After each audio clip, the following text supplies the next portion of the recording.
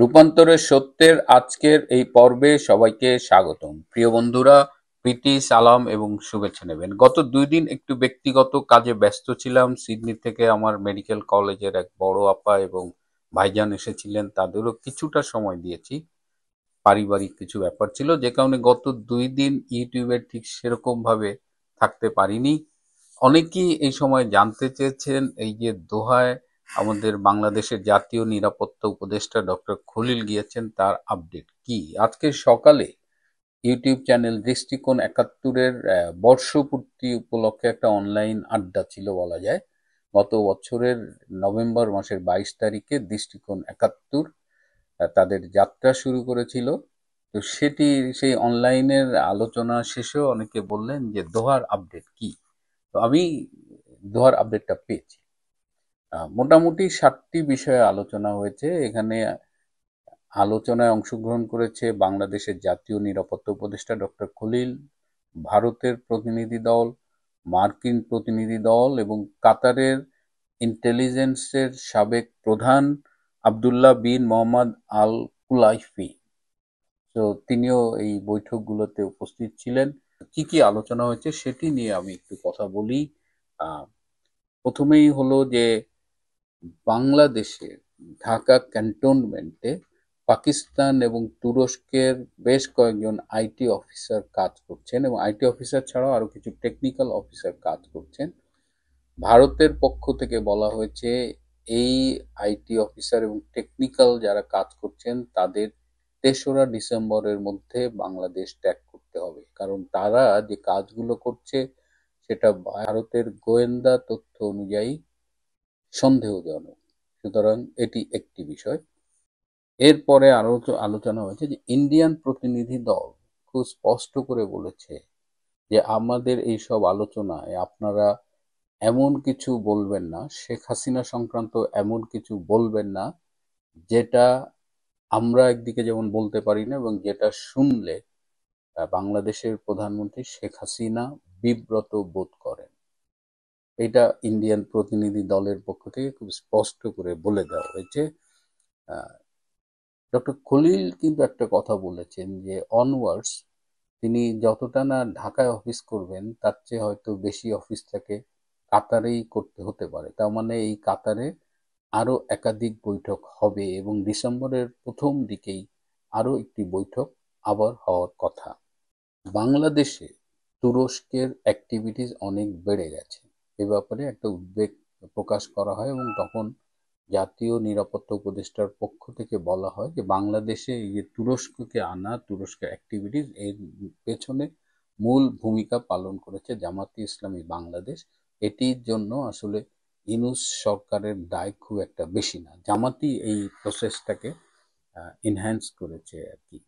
আর সেনাবাহিনী, বাংলাদেশ সেনাবাহিনীর এই মুহূর্তে ১২,৬২১ জন অফিসার এবং সৈন্য মিলিয়ে তারা রংপুর ডিভিশন এবং শিলিগুড়ির কাছাকাছি লালমনিরহাট ওই এরিয়ায় অবস্থান করছে, যেটি স্বাভাবিক সংখ্যার চাইতে অনেক বেশি বলে ভারতের পক্ষ থেকে উদ্বেগ প্রকাশ করা হয়েছে।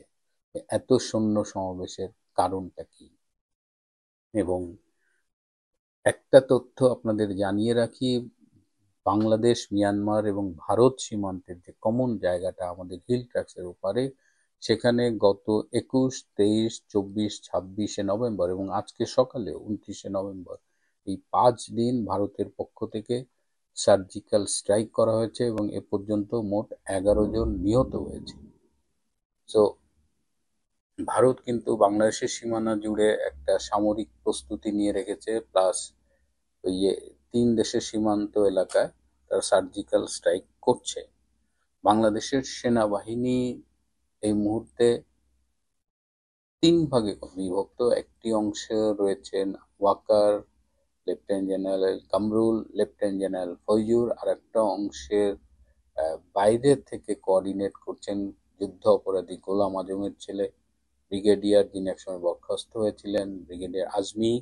এবং আরেকটি অংশ যারা মূলত প্রো ৭১ এবং প্রফেশনাল, যারা পেশাগতভাবে তারা কোনো এই গোলাম আজমের ছেলে গ্রুপ বলেন বা ওয়াকারের গ্রুপ, তারা একদম পেশাদার সেনাবাহিনী হিসেবে কাজ করছে, সেটি নিয়েও সেখানে আলোচনা হয়েছে। এবং একটু উদ্বেগ প্রকাশ করা হয়েছে যে এই যে মাঝে মধ্যে ডক্টর ইউনূস বিভিন্ন মিটিং টিটিং করেন, জাতীয় এই নিরাপত্তা উপদেষ্টা মিটিং করেন, এর মধ্য দিয়ে এক ধরনের সময় ক্ষেপণ করার একটা প্রবণতা ইউনূস সরকারের মধ্যে লক্ষ্য করা যাচ্ছে। সবচেয়ে গুরুত্বপূর্ণ আলোচনা হয়েছে যে ডক্টর ইউনূস চলে গেলে তার পরিবর্তে একটি সম্ভাব্য তত্ত্বাবধায়ক সরকার আসবে এবং সেই তত্ত্বাবধায়ক সরকারের গুরুত্বপূর্ণ পদে থাকবেন তিনজন। সেই তিনজনের নাম অবশ্য আমাকে বলা হয়নি, কারণ সেই নামটি প্রকাশ্যে এলে অনেক জটিলতা তৈরি হতে পারে। সব মিলিয়ে 10-15 জনের একটা কেয়ারটেকার গভর্নমেন্ট গঠনের সম্ভাব্যতা নিয়ে সেই মিটিংয়ে আলোচনা হয়েছে। এবং কাতারের এই বৈঠক থেকে দিল্লিতে শেখ হাসিনার কাছে ফোন করার চেষ্টা করা হয়েছিল, কিন্তু শেখ হাসিনার পক্ষ থেকে ফোনে কোনো সাড়া মেলেনি। শেখ হাসিনার পক্ষ থেকে স্পষ্টভাবে জানিয়ে দেওয়া হয়েছে যে ডক্টর ইউনূস কিংবা ডক্টর খলিল তারা আগে ঠিক করুক তারা কি চায়, কারণ তারা সকালে এক কথা বলে, দুপুরে আর এক কথা বলে, বিকেলে আর এক কথা বলে, রাত্রে আর এক কথা বলে, অর্থাৎ তাদের কথা এবং কাজে কোনো মিল নেই। এবং এই যে সময় ক্ষেপণ করা, চলে বলে কৌশলে ক্ষমতা আঁকড়ে থাকা, এই অবস্থায় শেখ হাসিনা তাদের সাথে কথা বলতে আগ্রহী হননি। এবং শেখ হাসিনার বার্তা clear, first you decide what you want to do. ভারতের পক্ষ থেকে খুব নরম গরম মেসেজ দেওয়া হয়েছে এবং এ পর্যায়ে এটাও বলা হয়েছে যে যদি বাংলাদেশ এই শান্তি প্রতিষ্ঠায়, জঙ্গিবাদ নিরসনে কাজ না করে, তাহলে ভারতের পক্ষ থেকে পরবর্তী অ্যাকশন নেওয়া হবে। এদিকে আজকে বাংলাদেশের একটি মিডিয়ায় দেখলাম, তারা খবর ছেপেছে মার্কিন ভারপ্রাপ্ত রাষ্ট্রদূত ট্রেসির সঙ্গে জাতীয় নিরাপত্তা উপদেষ্টার গুরুত্বপূর্ণ বৈঠক।